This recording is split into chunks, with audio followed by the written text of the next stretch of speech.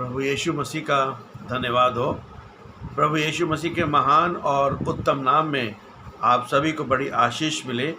आज का जो मेरा टॉपिक है वो है प्रकाशित वाक्य की पुस्तक, उसका 18 अध्याय 21 से 24, रेवलेशन चैप्टर 18 वर्स 21 to 24, और ये इस श्रृंखला का वीडियो नंबर 97 है। परमेश्वर के वचन में यहाँ पर इस प्रकार से लिखा हुआ है, तब एक बलवान स्वर्गदूत ने चक्की के पाट के समान एक विशाल पत्थर को उठाकर ये कहते हुए समुद्र में फेंक दिया कि इसी प्रकार महानगरी बाबुल भी बलपूर्वक फेंक दी जाएगी और उसका पता भी ना चलेगा। और तुझ में वीणा वादकों, संगीतकों, बांसुरी बजाने वालों और तुरही फूंकने वालों के स्वर फिर कभी सुनाई ना देंगे।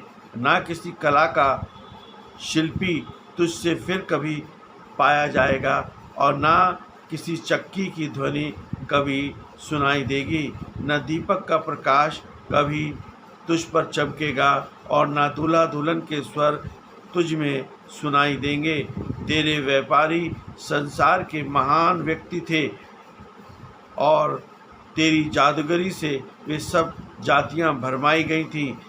नबियों, संतों और पृथ्वी का पर घात किए गए लोगों का लहू उसमें पाया गया।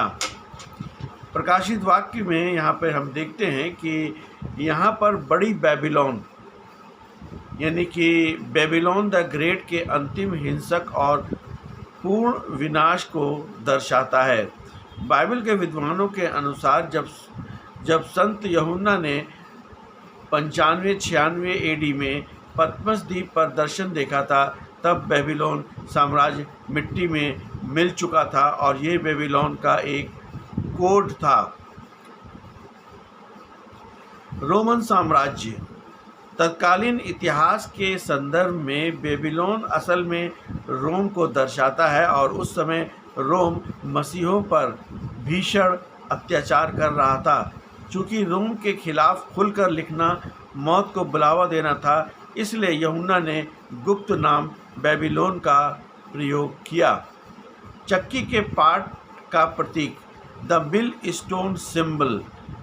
प्राचीन काल में चक्की का पाट यानी कि मिल स्टोन बहुत भारी होता था।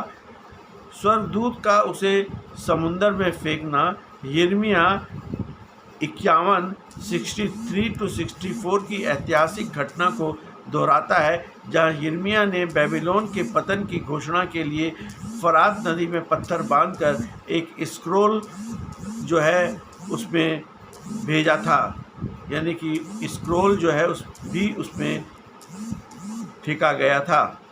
ये दिलाता है कि जैसे पत्थर डूबकर गायब हो गया, वैसे ही रोमन साम्राज्य का नामो निशान मिट जाएगा।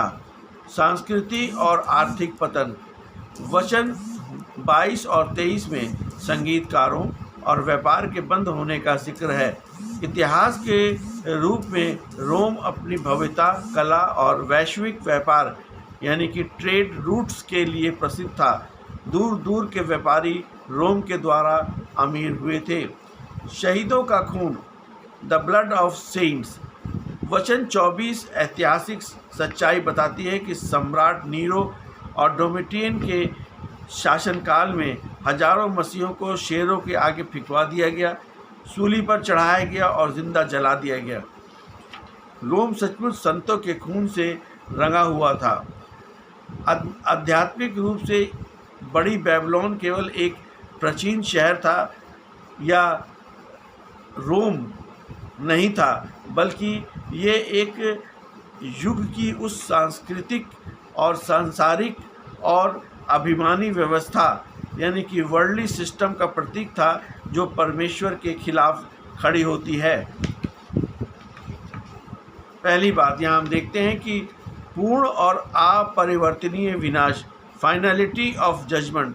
जब भारी पत्थर समुद्र में गिरता है तो वापस तैर कर ऊपर नहीं आता है। आध्यात्मिक अर्थ ये है कि बुराई, अहंकार, भौतिकवाद पर परमेश्वर का न्याय जब आता है तो वो अंतिम होता है और पाप की इस व्यवस्था को हमेशा के लिए समाप्त कर दिया जाएगा और फिर उसका कभी पता ना चलेगा। दूसरी बात यहाँ पर हम सीखते हैं कि जीवन के आनंद और रोशनी का समाप्त होना। वचन 22 और 23 में जीवन की सामान्य और आनंद की गतिविधियों का बंद होना, जैसे संगीत, काम धंधा, दिए की रोशनी, शादी ब्याह, ये याद दिलाता है कि जो समाज का या मनुष्य परमेश्वर को छोड़ केवल अपनी धन दौलत और विलासिता पर घमंड करता है, अंत में उसका जीवन पूरी तरह अंधकारमय और खोखला हो जाता है। परमेश्वर के बिना हर मानवीय सभ्यता और आर्थिक रूप से मृतक है। वर्ष 23 में हम देखते हैं कि टोना, मायाजाल, द सॉर्सरी एंड मटेरियलिज्म, क्योंकि तेरे व्यापारी पृथ्वी के प्रधान थे और वे तेरे टोनों से सब जातियां भरमाई गई थी। यूनानी शब्द फार्मेकिया, जिसे फार्मेसी ड्रग्स बनाता है, का अनुवाद टोना या जादू टोना में किया गया है। इसका गहरा आध्यात्मिक अर्थ नशा या भ्रम है, यानी कि डिसेप्शन की बात हो रही है। सांसारिक व्यवस्था और उपभोक्तावाद इंसानों को पैसे, वासना, पावर और ग्लैमर के नशे में इस तरह अंधा कर देते हैं कि वे अपनी आत्मा को भूल जाते हैं, और ये संसार का एक आत्मिक जादू टोना है जो लोगों को सत्य से दूर भटकाता है। वर्ष 24 में हम देखते हैं कि परमेश्वर के न्याय की निश्चितता, डिवाइन जस्टिस।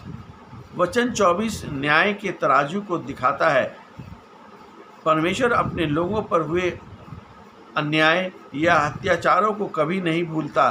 भले ही बुराई कुछ समय के लिए फलती फूलती दिखे, लेकिन मासूमों और संतों के लहू की पुकार परमेश्वर के पास पहुंचती है और वो हर एक अत्याचार का हिसाब लेता है। आज के विश्वासियों के लिए एक चेतावनी है कि हमें सचेत करता है कि हम इस संसार के अस्थायी सुख, विलास और भ्रष्टाचार और परमेश्वर विरोधी सोच बेबीलोन का मानसिकता का हिस्सा ना बने। और ये याद दिलाता है कि संसार की चमक दमक एक दिन चक्की के पाट की तरह डूब जाएगी, लेकिन जो परमेश्वर की इच्छा पर चलते हैं वे अनंत काल तक बने रहेंगे। इसलिए प्रभु यीशु मसीह पर विश्वास करें, प्रभु यीशु मसीह से अपने पापों को मान लें, अपने पापों का पश्चाताप करें और यीशु मसीह को उद्धारकर्ता के रूप में ग्रहण करें। यही मसीह जीवन है। आमीन।